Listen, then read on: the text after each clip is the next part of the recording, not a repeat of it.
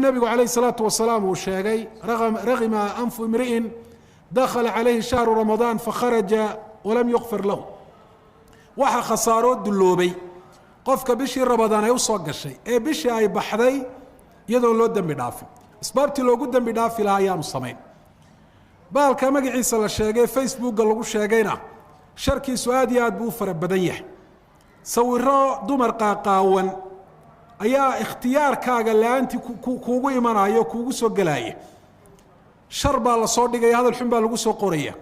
dhawaaqyo aan fiicnayn baa lagu soo dhex raacinaya أنا waxaan la yaabanahay dadka cidda ku waajibaysay dhamaantoodba inay Facebook yeeshaan ama cidda dadka oo dhan sunno uga dhigtay inay Facebook yeeshaan gaar ahaan dhalinyarta Facebook laan ma la noolaan karaa noloshu ma dhameystirin karta noloshaada maxaa ka maqan marka aanad Facebook lahayn nuqsaanta ku jirta waa maxay isweydiiyo Facebook maxaad ka faa'iidaa adigu maxaa kaaga soo kordha madiin baad ka kororsataa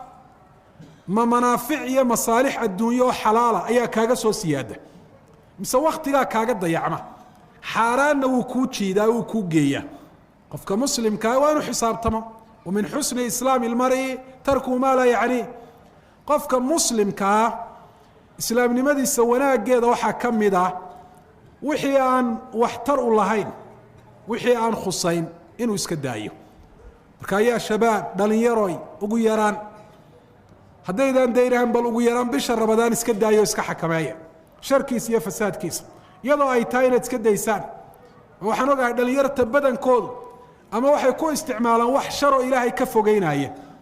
ama waxay u adeegsadaan waxaan waxtar u lahayn waqtigooda qaaliga ahi oo kaga dayacmo wax la wax faa'iido u soo jiidayaan jirin walaa shaka qofku maalmaha hore haduu isxajiyo oo naftiisa waxooga uu celceliyo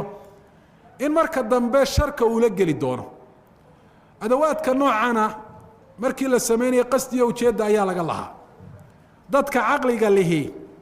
wixii nafciyo waxtar u laayun bay u isticmaalaan inta kale oo iska ilaaliyaan wasilahun dhu haddayn wa hub laba aflaa